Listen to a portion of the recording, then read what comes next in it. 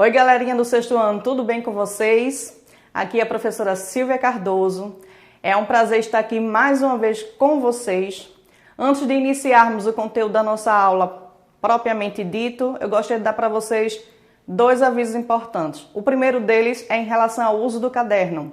Transforme o caderno de vocês no melhor amigo. Anote a data, o tema da aula e o que você achou mais interessante e mais importante. Outro aviso é em relação ao formato da nossa aula no dia de hoje.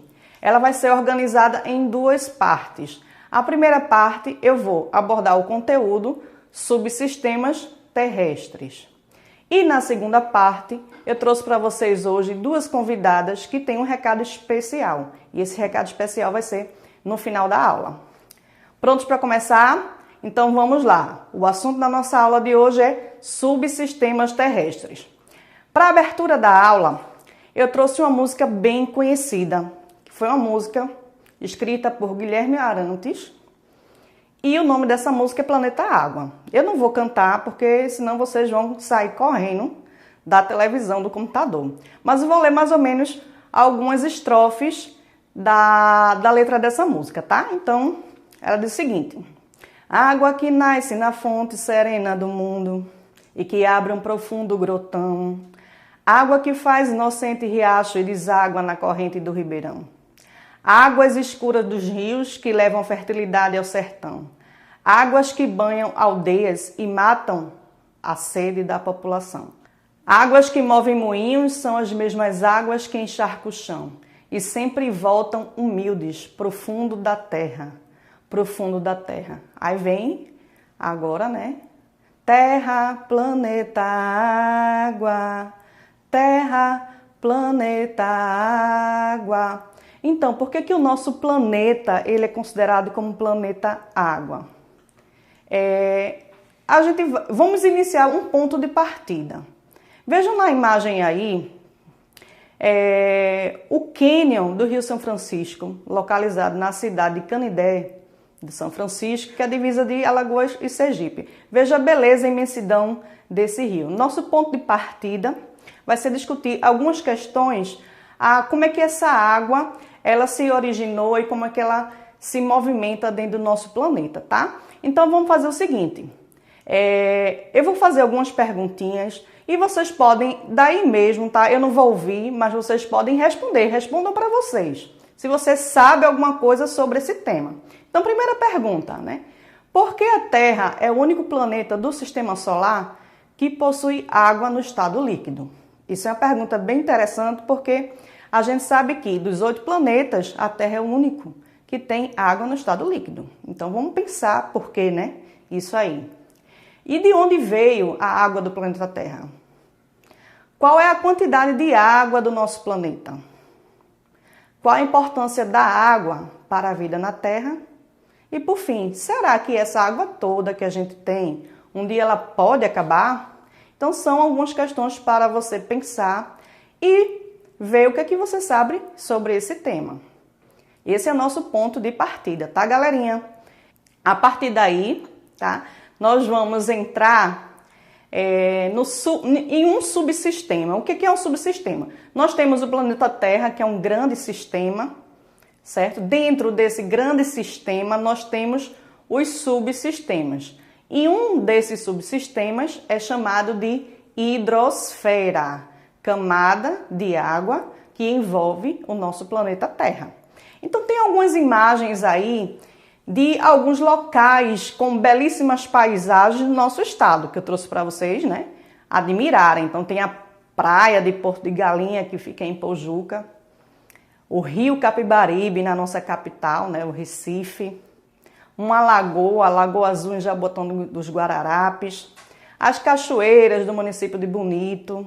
Então eu quero aproveitar até para mandar um abraço para todos aí de Pojuca, Recife, Jabotão dos Guararapes, Bonito, né? Em breve estaremos juntos aproveitando toda essa riqueza natural.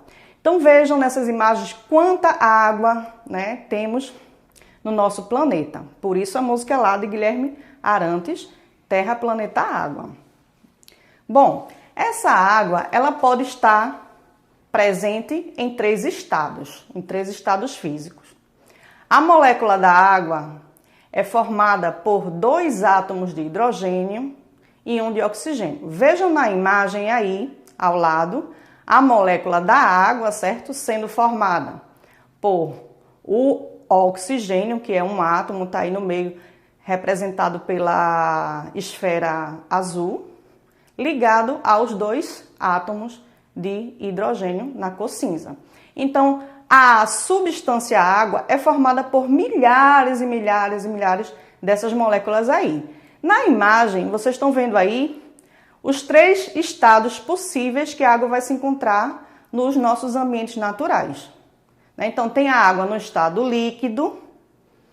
Veja na imagem que, se a gente puder olhar de perto as moléculas da água no estado líquido, elas vão estar mais ou menos próximas.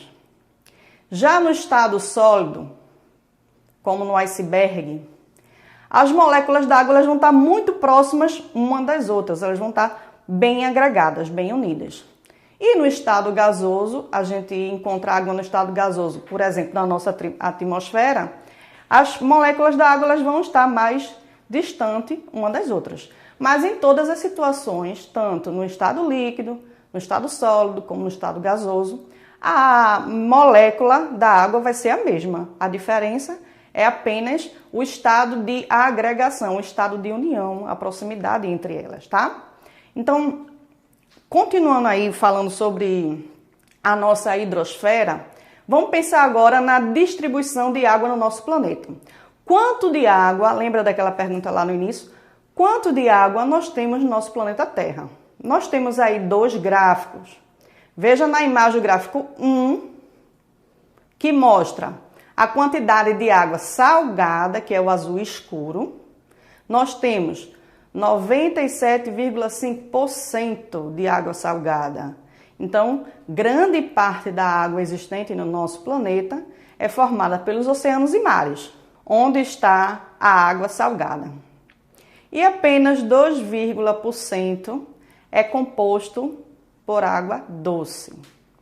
Então, vamos pegar essa fatia aí de 2,5 e vamos ver como é que essa água está distribuída no gráfico 2. No gráfico 2, a gente tem as geleiras na cor azul, com 68,9%. Então, grande parte da água doce está nas geleiras. Na cor amarela, a água subterrânea, que é aquela água que vai estar debaixo do solo, formando os lençóis freáticos ou lençóis subterrâneos, né? Nós temos aí 29,9% nessa região. A umidade do ar, na cor verde, 0,9%. E, finalmente, os rios e lagos, que tem 0,3% de água doce. Então, a gente pensa assim, terra, planeta, água, né? Mas quando a gente pensa na água que é utilizada para, por exemplo, a gente beber, é apenas 0,3%.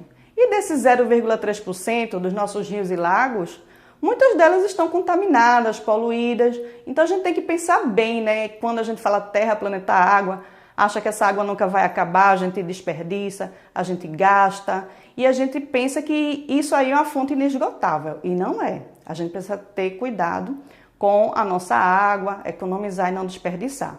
Principalmente nessa época onde a gente está precisando lavar as mãos com frequência. Então é um elemento muito importante para a vida.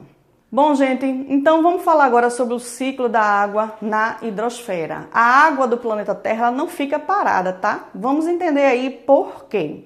Observe na imagem, tomando como início a água da nuvem. E você pode escrever no seu caderno a sequência do ciclo da água. Então vamos começar aí pelo número 1. O que é que você está observando?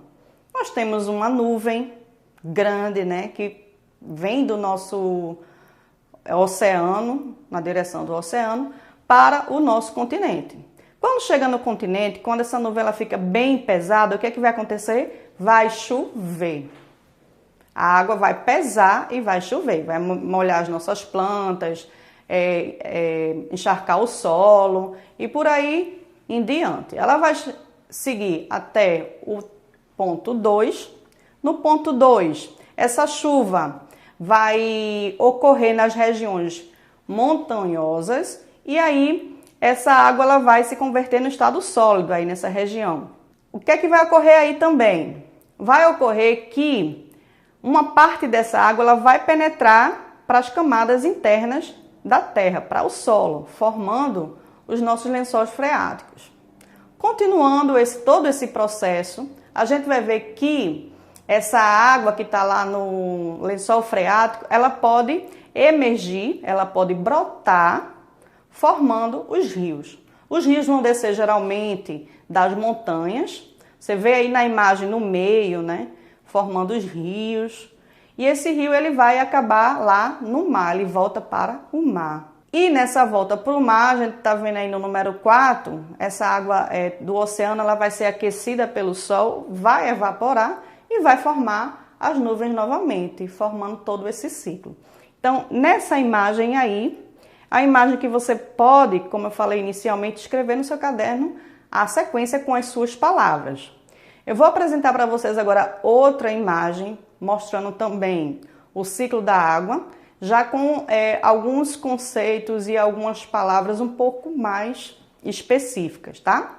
Na imagem do ciclo da água, nós temos aí algumas palavras aí que são importantes que vocês entendam nesse ciclo. Então, vamos iniciar aí pela palavra evaporação. Então, vocês podem observar os raios solares que vão aquecer as águas dos oceanos, né? Dos rios, a água que está nos vegetais. E essa água ela vai evaporar. O que é isso? Ela vai mudar do estado líquido para o estado gasoso.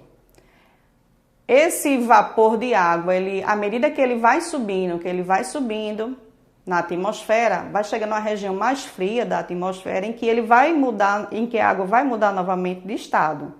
Ela vai passar do estado gasoso para o estado líquido, formando aí as nuvens, né? Esse processo de mudança do estado gasoso para o estado líquido na formação da nuvem é chamado condensação. Daí por diante, essa nuvem, como eu falei para vocês, ela vai ficando cada vez mais pesada, vai acumulando diversas gotículas de água no estado líquido. E aí, quando ela estiver bem pesada, ela vai precipitar. Aí tem a palavra precipitação, que é quando ocorre a chuva. Essa chuva vai molhar a nossa terra e também nas montanhas vai formar a neve, que é a água no estado sólido. Aí o escoamento da água superficial, mostrando aí na imagem, né? Vai formar os rios, lagos. Outra parte vai penetrar e vai fazer uma infiltração por debaixo da terra, formando os lençóis freáticos.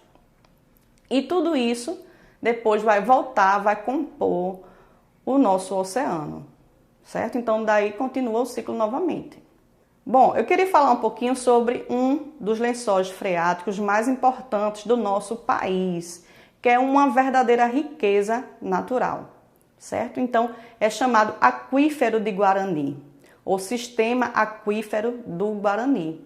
Representa a segunda maior fonte de água doce subterrânea do planeta e ocupa uma área de 1,2 milhões de quilômetros quadrados. Então, no nosso país, a gente tem uma riqueza imensa. Nós somos o segundo maior aquífero, né? Que é todo o lençol freático que está ali por debaixo da terra. Em que região fica esse aquífero? A gente observa aí alguns estados brasileiros em que esse aquífero está localizado, né? MT, que é o Mato Grosso, Goiás, Mato Grosso do Sul, na sigla MS, São Paulo, Paraná, Santa Catarina, Rio Grande do Sul. Então, toda essa região aí, por debaixo da terra, tem esse aquífero. E o nome desse aquífero é uma homenagem. Ele recebeu esse nome em 1996, pois a região onde se encontra está associada ao território onde viviam parte dos índios guaranis. Bom, gente, então assim, nós vimos toda essa riqueza do nosso planeta, da Terra, planeta Água, mas nem sempre foi assim. Vamos ver na imagem. No princípio, a Terra era uma bola de fogo. com a formação do sistema solar, com a explosão do Big Bang, né? A Terra inicialmente era uma bola de fogo, não tinha água no estado sólido. Então passou muitos bilhões de anos para que a Terra se resfriasse. O que é que acontecia? Vocês estão vendo aí na sequência a bola de fogo. A imagem do meio tem os vulcões liberando vapor de água. Esse vapor, ele era liberado, ia para a atmosfera, voltava para a Terra no estado líquido e esse processo ele foi se repetindo durante milhões de anos, durante esse processo de resfriamento da crosta terrestre, até ocorrer a formação dos mares. Então veja que é um processo progressivo e que durou bilhões de anos para isso acontecer, tá? Então não é tão fácil assim achar a Terra, planeta, água, a gente tem essa riqueza toda, mas foi um processo que durou bilhões de anos. E da mesma forma que no início não tinha água no estado líquido, a gente pode terminar também sem água suficiente para a sobrevivência dos seres vivos no planeta, porque isso é um processo cíclico. A gente vai ver que, no princípio, com a formação dos mares, foi importante para a origem da vida no planeta. Então, a vida ela se originou nesses mares. As diversas substâncias contidas na atmosfera, gás carbônico, amônia, entre outros gases, reagiram entre si, ficaram depositados nas águas aquecidas dos mares, reagindo, formando moléculas orgânicas, até formar os primeiros seres vivos. Então, os primeiros seres vivos se originaram nos mares primitivos. E esse momento é muito importante porque é nesse momento em que os seres vivos formados nessa água fornecem para a atmosfera o gás oxigênio. Então, modifica a composição da atmosfera da Terra primitiva. Antes da existência dos mares, da existência da vida, não tinha gás oxigênio na atmosfera. Depois desse processo, a gente vai ter uma atmosfera com gás oxigênio, que é um gás essencial para a respiração, para a vida, certo? Então, por que eu comecei com a água? A água ela foi importante para a formação da crosta terrestre, que a gente vai ver mais adiante como um subsistema, e também para a composição da atmosfera que a gente tem hoje. Então, na imagem a seguir, nós temos aí o sistema planetário formado pela união de vários subsistemas terrestres. Temos aí a união da hidrosfera, na cor azul. A palavra hidrosfera se refere à parte da esfera composta por água. O prefixo hidro se refere à água. Essa hidrosfera, ela está unida, ela está relacionada a outros subsistemas, chamado de litosfera, na cor amarela aí. Lito quer dizer pedra, ou seja, esfera de pedra, que é a parte rochosa do nosso planeta, né? Vocês devem ter estudado já a crosta terrestre. Unido à hidrosfera e à litosfera, temos o subsistema da atmosfera, que seria a parte da esfera composta por ar. Átimo se refere a ar.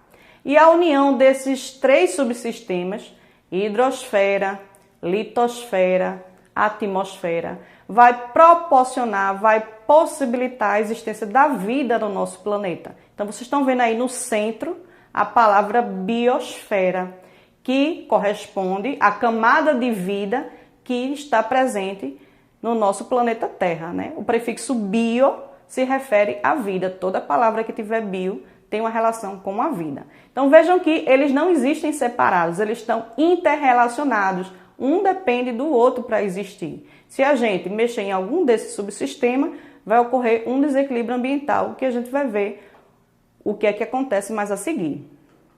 E aí vamos falar especificamente agora sobre a litosfera, que é a camada de rocha da nossa Terra. Então a gente está vendo aí a camada sólida mais externa do planeta, constituída por rocha e solo. Essa crosta terrestre, essa camada sólida, ela recebe nomes diferentes dependendo da região que ela está. Quando ela está abaixo do mar, ela vai ser chamada de crosta oceânica. Quando ela está na região continental, onde tem as montanhas que vocês estão vendo na imagem, a gente vai chamar de crosta continental.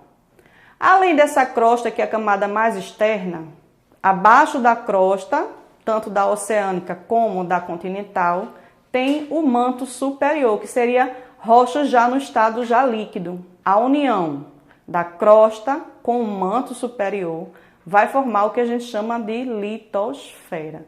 Observe na imagem, mais uma vez, que tem a litosfera oceânica na região dos oceanos e a litosfera continental na região onde tem as montanhas, continentes, as planícies e assim por diante. E aí, uma pergunta que é interessante a gente pensar é como é que ocorreu o processo de formação dessa crosta, especialmente o solo. Então, isso aí também é um processo que leva diversos anos, bilhões de anos para acontecer. Na imagem nós temos a sequência aí com uma rocha mãe. Essa rocha ela vai sofrer a ação de agentes físicos, como por exemplo, variação de temperatura, ação do gelo, ação dos ventos. Tem os agentes biológicos, que são alguns micro-organismos que conseguem habitar essa região de rocha, como líquens, bactérias e musgos, que vão agir sobre essa rocha. E os agentes químicos, como por exemplo, a ação da água da chuva. Então, juntando esses três agentes, a gente vai dizer que esse processo de ação sobre a rocha é chamado de intemperismo. É esse intemperismo que vai fragmentar a rocha. Veja que inicialmente é uma estrutura bem maior. À medida que vai passando o tempo, que vai sofrendo esse intemperismo, aí vai fragmentando, vai formando pedras menores, até formar o grão de areia. E aí se forma o solo. Quando chega nesse estágio, onde temos o solo com pequenos grãos de areia, que a gente vai ver mais adiante também os tipos de solo, tá? À medida que a gente tem esse solo, a gente vai ter as condições suficientes para o crescimento de outros seres vivos mais complexos, como por exemplo, arbustos, árvores de grande porte, animais e assim por diante. Como eu falei para vocês, existem diferentes tipos de solo. Os grãos de areia que compõem esse solo vão apresentar cores diferentes, tamanhos diferentes. Então, em relação à classificação dos solos pela cor, os solos podem ser avermelhados e amarelados, que indica a presença forte do óxido de ferro. Já os solos mais escuros indica forte presença de matéria orgânica. E os solos claros indica a fraca presença ou a ausência de materiais orgânicos. Então é importante você saber disso, por quê? Porque pela cor você pode saber que tipo de vegetal vai ser adequado para plantar em cada um desses solos. Então esse solo, ele pode ser classificado também pela textura, dependendo do tamanho do grão que vai formar esse solo. Então quando o solo é arenoso, a gente vai encontrar uma grande quantidade de grãos de areia, que são partículas menores. Isso vai fazer com que esse solo seja muito poroso, permeável, ou seja, ele absorve uma quantidade grande de água e também ele vai ser pobre em nutrientes. Então, se você pensar aí, esse solo ele seria propício ou não para o plantio. Se ele não guarda água, se ele absorve a água como se fosse uma peneira, a água penetra, mas ele não segura a água. Se ele é pobre em nutrientes, então não é todo vegetal que vai se adaptar a esse tipo de solo. A gente encontra esse tipo de solo, por exemplo, nas praias, né? É um exemplo de um solo arenoso. Já o solo chamado de argiloso, ele é formado por partículas menores que o grão de areia. Retém mais água e nutrientes, como cálcio, potássio e ferro. E aí esse solo vai ser propício para o desenvolvimento de diversos tipos de vegetais, porque ele consegue reter água e tem nutrientes para o crescimento desses vegetais. Então, é um solo indicado para o plantio de determinados tipos de vegetais, certo? E o último solo é chamado de umífero. Esse solo ele é bastante fértil por ser composto de materiais orgânicos. O que é material orgânico? Seria restos provenientes de animais e vegetais em processo de decomposição. Além disso, ele tem também areia e argila. Então, toda essa mistura vai formar o que a gente chama de humus. Veja na imagem aí a pessoa segurando o solo, como é que ele é bem escuro. Então, quanto mais escuro for o solo, mais fértil ele vai ser para o plantio dos nossos vegetais. Então, se você quiser fazer uma horta, qual seria o melhor tipo de solo? O umífero. Bom, vamos ver agora na imagem aí o nosso terceiro subsistema, que é a atmosfera. A atmosfera ela não é uma camada uniforme, única. Ela é formada por diversas subcamadas ou regiões, né? Vamos ver na imagem aí essa sequência. Então, iniciando da troposfera, que é a camada mais interna, que é a camada onde estão todos os seres vivos, é a camada onde ocorrem os fenômenos climáticos, chuvas, tempestades, furacões. É nesta camada também que circulam os aviões, aeronaves, tá? Então, começando aí a primeira camada de dentro, da parte mais interna para fora, é a troposfera.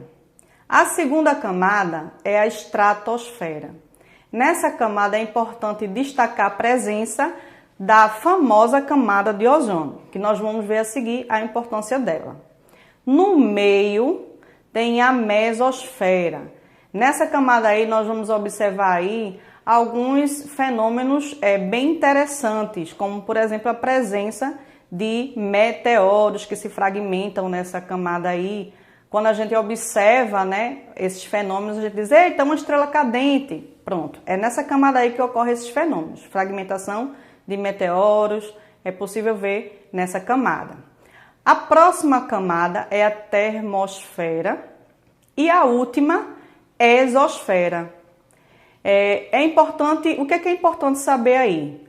A sequência e o que é que acontece em cada uma delas, tá? Então, a primeira é troposfera, a segunda estratosfera, a do meio mesosfera, termosfera e exosfera. Professora, como é que a gente faz para lembrar desses nomes difíceis todos? Então, eu vou dar algumas dicas, tá? Eu gosto de usar algumas coisas para memorizar sequências. Eu não sou muito boa de memória, então eu uso algumas técnicas de memorização. Então, para isso, eu pensei na palavra tem. Só que esse tem tá com M, certo? O tem mesmo é escrito com N, mas para essa dica aqui, a gente vai imaginar a palavra tem com a letra M. Então, veja na imagem aí a sequência. Tem, a primeira letra, que é o T, se refere à troposfera, que é a primeira camada. Lembre-se, tropo, ela está próxima à Terra. Aí vem o E de estratosfera, o M que está no meio, então você lembra meio, mesosfera. O T de termosfera e o E de exosfera. Esse último E, veja o prefixo exo. Exo quer dizer fora, é a camada mais externa. É nessa camada aí que circula, por exemplo, as espaçonaves, das missões que foram feitas para a Lua. As espaçonaves aí, elas circulam nessa exosfera aí. Beleza? Então, vamos ver a seguir a importância da camada de ozônio, que é o que eu quero dar destaque nessa aula, né? Então, veja na imagem aí a camada de ozônio e qual é a importância dela para a existência da vida no planeta. A camada de ozônio ela é uma cobertura de gás ozônio. Esse gás é formado por 3 átomos de oxigênio, então por isso que vocês estão vendo aí O3, que se refere à molécula do gás ozônio. Então a composição do ozônio é O3. Esse gás ozônio está presente na estratosfera, entre 25 km de altitude, e é essa camada que protege o planeta das radiações ultravioletas prejudiciais aos seres vivos. É importante prestar atenção nessa palavra, radiações ultravioletas. O que quer dizer isso? Vamos lembrar lá do arco-íris. Quais são as cores do arco-íris? A gente tem verde, laranja, amarelo, azul e violeta. As cores que não são visíveis, elas são ultravioletas, ou seja, acima do violeta. E tem as infravermelhas, que a gente não vai falar dessa agora. A gente vai falar das radiações ultravioletas, que é uma radiação que é invisível aos nossos olhos, então a gente não vê, por isso que é ultravioleta. Então tem 3 tipos de radiação ultravioleta. Veja na imagem aí a primeira, UVC. Aí vem UVB e UVA. A UVC ela é bloqueada pela camada de ozônio. A UVB ela é filtrada, ou seja, ela não passa todo. Veja que quando ela passa ali, vai sendo filtrada e vai chegar bem menor a quantidade aqui na Terra. E a UVA ela passa normalmente, certo? Então, qual seria a importância da camada de ozônio para a vida na Terra? Ela filtra grande parte da radiação do tipo UVB e bloqueia a UVC, que são radiações que podem causar prejuízo para a saúde de todos os seres vivos, inclusive no ser humano, causando o famoso câncer de pele. É por isso que a gente tem que usar protetor solar para não desenvolver um câncer de pele, porque esse protetor solar é uma forma de bloquear parte dessa radiação que vem lá do sol, né? Então veja só, aí vejam que a camada de ozônio ela é importante.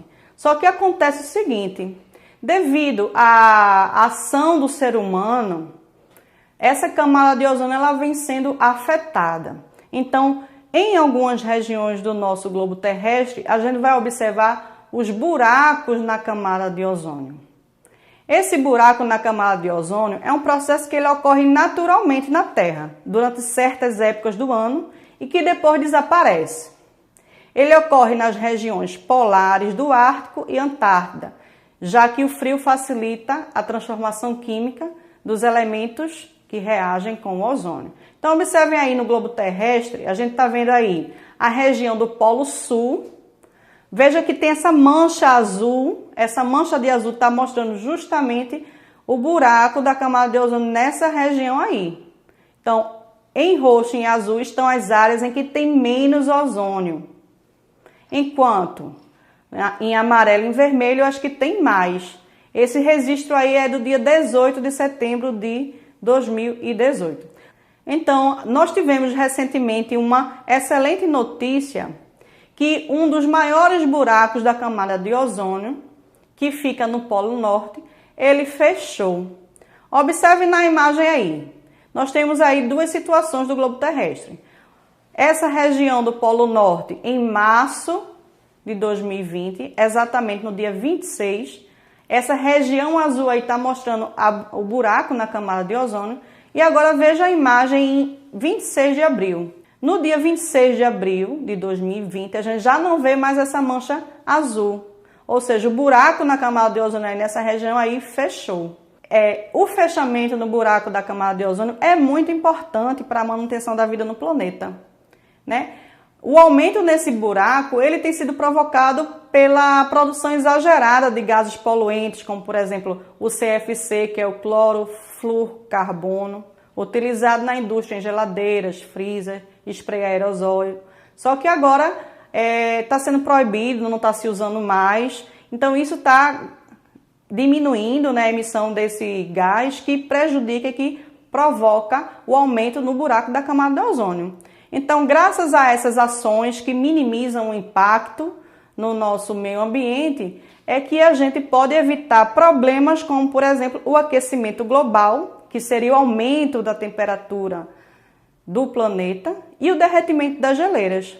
Se acontecer o derretimento das geleiras, que problemas, que prejuízos teríamos para a vida? A gente vê aí na imagem um urso polar na geleira aí, e a gente iria prejudicar a vida desses animais, como de muitos outros animais, como também a vida humana. Porque se as geleiras derreter, essa água vai para onde? Ela vai para os oceanos. Vai aumentar o volume dos oceanos. Aumentando o volume dos oceanos, esse volume vai invadir o continente. Então, vai causar diversos prejuízos para todas as formas de vida. Então, é importante que a gente sempre lembre de preservar o meio ambiente. tá, gente? Bom, então a gente chegou no momento da aula agora da gente fazer um grande resumo, um grande apanhado e compreender as inter-relações existentes entre esses subsistemas que a gente estudou. Então, a gente iniciou com o estudo da hidrosfera, depois vimos a litosfera e fechamos com a atmosfera. Esses 3 subsistemas, eles se interrelacionam com todas as formas de vida existentes no planeta. E existe um equilíbrio nessas relações. Vamos ver na imagem agora as relações entre os subsistemas terrestres e como é que isso acontece. Vamos começar aí pela imagem onde tem água. Então, vamos ver um exemplo da troca, tá? A água se relacionando com a atmosfera. Então, a evaporação da água vai formar a atmosfera, parte do vapor da água vai formar a atmosfera. E essa atmosfera, ela por sua vez vai formar as nuvens, vai precipitar e vai voltar para os rios, para os oceanos, através da chuva, né? E existe uma troca aí. Vamos ver outra relação aqui. A relação entre a água e o solo. A água, ela provoca alteração de rochas e transporte de sedimentos. E que isso vai formar o solo. E o solo vai oferecer o que para a água? O solo vai oferecer elementos químicos que vão formar a solução. Por exemplo, água mineral. O que é água mineral? É porque essa água, ela contém, além do H2O, que é a molécula da água, ela contém minerais importantes para a nossa saúde, por exemplo, como cálcio, fósforo, flúor, tem diversos minerais. Esses minerais, eles vêm do solo. Então, observe essa troca aí como é importante, né? Então, vamos ver agora a relação entre a água e os seres vivos.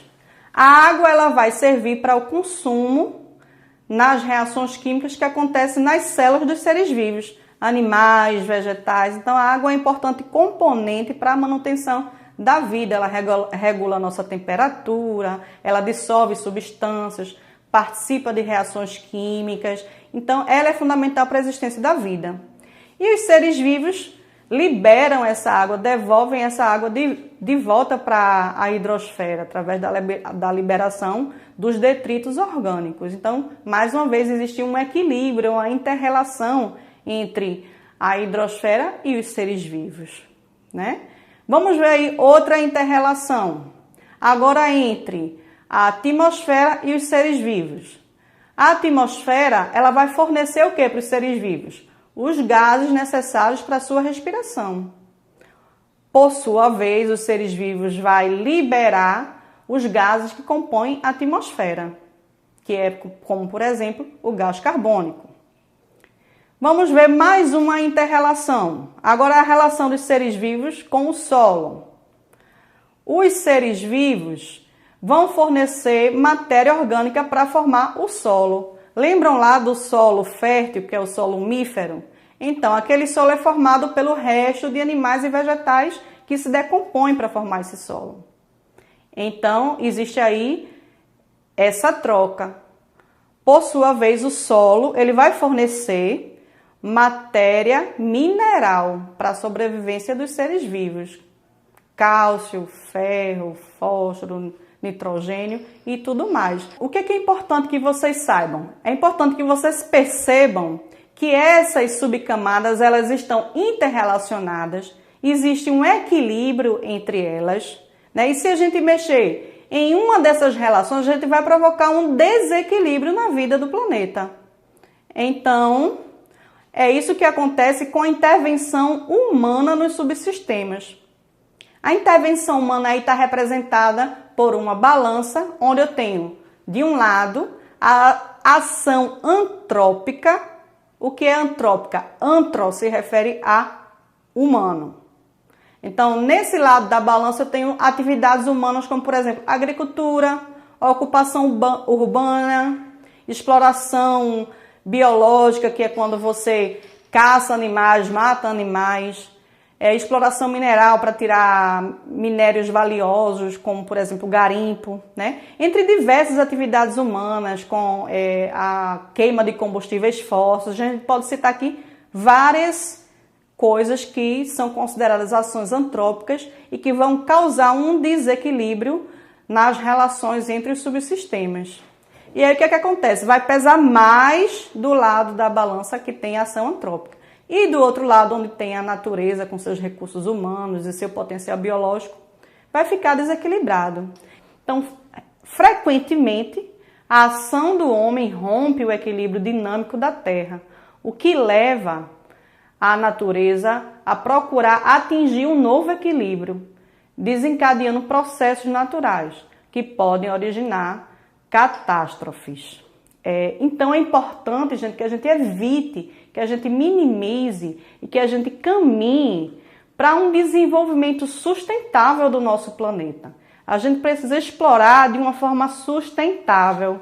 O que quer dizer isso? Quando a gente fala na palavra sustentabilidade, a gente está se referindo ao princípio da busca pelo equilíbrio entre a disponibilidade dos recursos naturais e a exploração deles por parte da sociedade. A gente tem que fazer um consumo consciente. Você está vendo aí a imagem de uma mão segurando aí parte do nosso planeta, onde a gente pode recorrer para fontes de energias mais limpas, como por exemplo a energia eólica, a energia solar.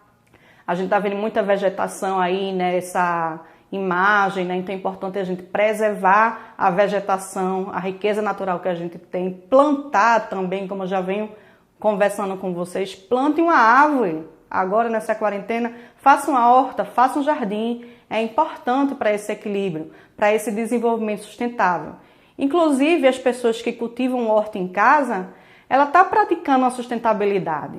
Então a gente tem algumas palavrinhas aí mágicas para a gente tratar de sustentabilidade. O que a gente precisa fazer? A gente precisa repensar as nossas atitudes, repensar nossa relação com os seres vivos, repensar nossa relação com o planeta, qual o impacto de tudo que a gente faz para a natureza. Então a gente tem que parar e pensar, será que isso vai prejudicar o meio ambiente ou não?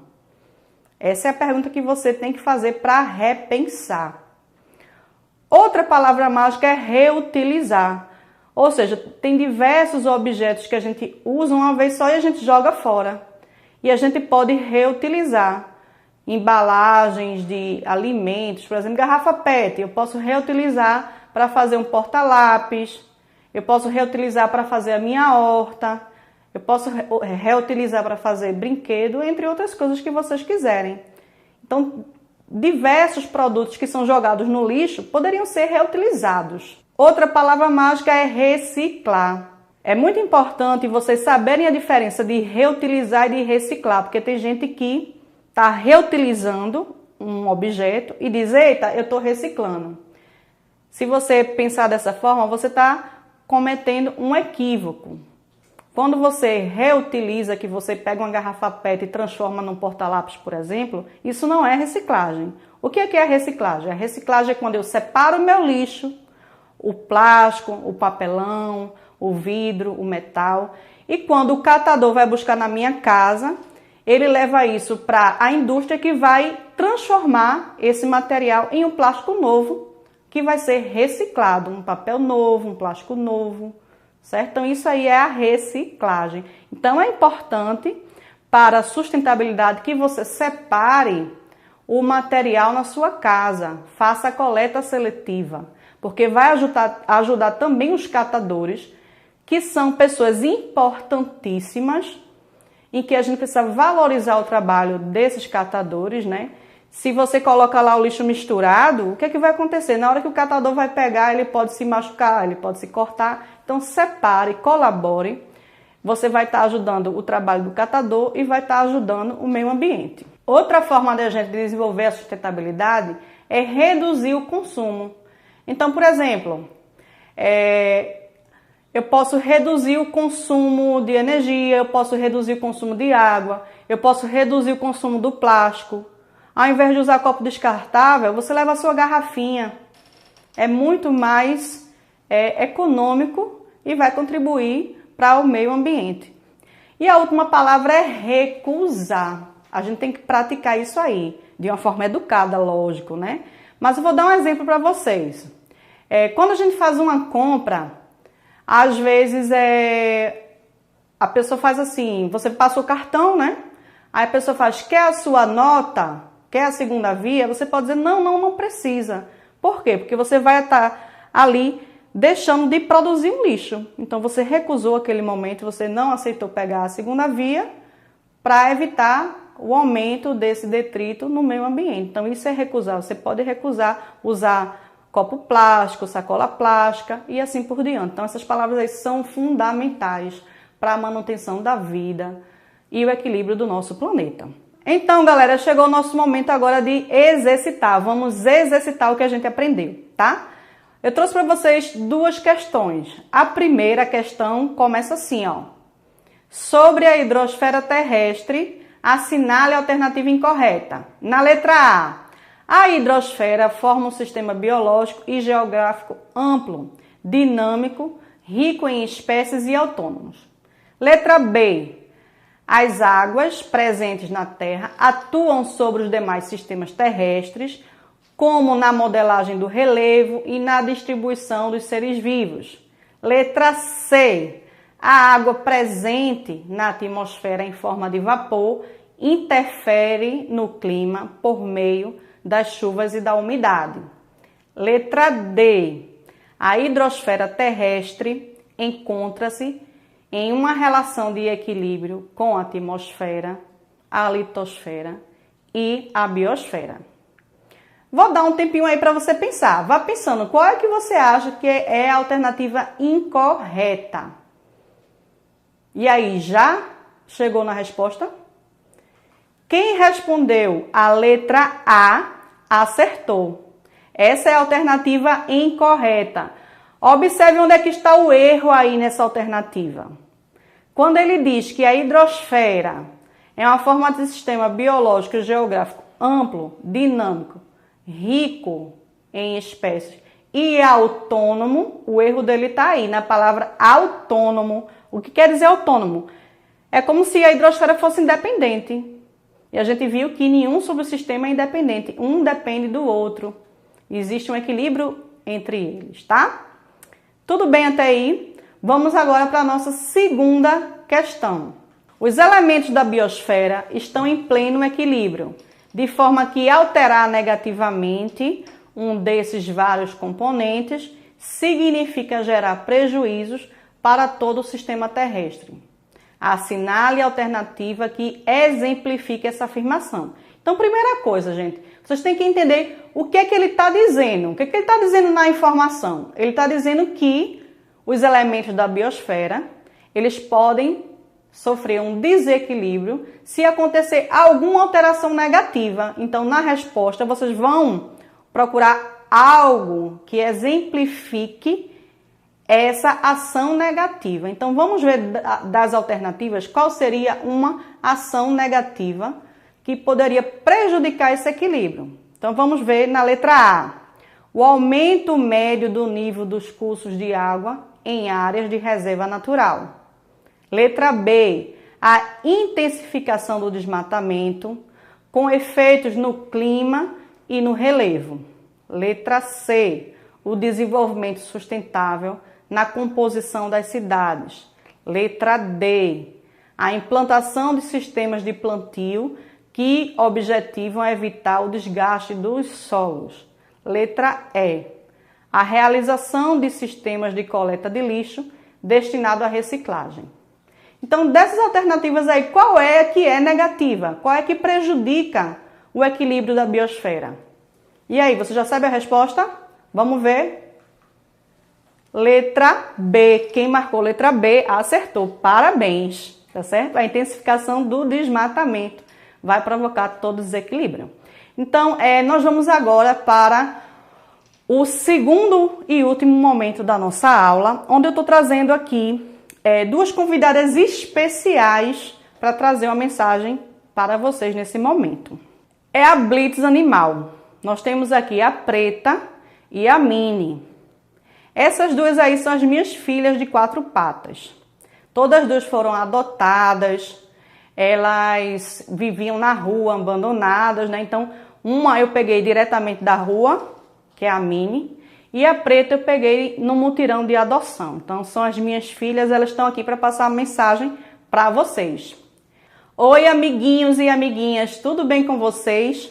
Estamos aqui para verificar se vocês estão tratando bem o seu bichinho. Somos seres sencientes, ou seja, temos a capacidade de sentir dor, medo, alegria, tristeza e até saudade. Assim, temos consciência dos nossos sentimentos. Nosso bem-estar depende de vocês. Portanto, observe se estamos livres de fome, sede, dor, desconforto, medo e estresse.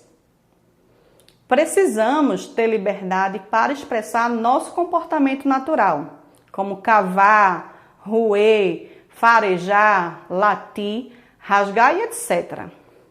Nós trouxemos aqui nosso coleguinha que infelizmente está preso na corrente e ele vai dizer o seguinte para vocês. A corrente limita meus movimentos, minhas pernas doem de ficar numa só posição. Tenho vontade de correr e andar livremente. Sinto agonia e tristeza de ficar aqui o tempo todo. Então, gente, manter animal preso em corrente por mais de 24 horas é um crime ambiental. A gente não está falando de preservação ambiental, a gente está falando lá da exploração do ser humano. Então, a gente tem que se preocupar com o cuidado que a gente tem tanto dos animais silvestres, como também os animais domésticos. Eles têm que receber um tratamento eficiente, eles têm que ter o bem-estar deles garantido. Então, eu trouxe essa turminha aqui para deixar essa mensagem para vocês. Espero que vocês estejam cuidando bem dos animaizinhos de vocês nesse momento, colocando água, comida, dando muito carinho, amor, porque eles merecem, tá? E aí eu queria finalizar, né, a aula com vocês. Chegou a hora da nossa despedida com uma proposta. Continue seguindo as nossas ações pelo Educa PE Oficial pelo Instagram. E se você quiser mandar lá uma foto do seu animal, do seu bichinho, manda lá e diz que você está assistindo a aula de ciências e aprendeu muitas coisas legais. Até a próxima aula!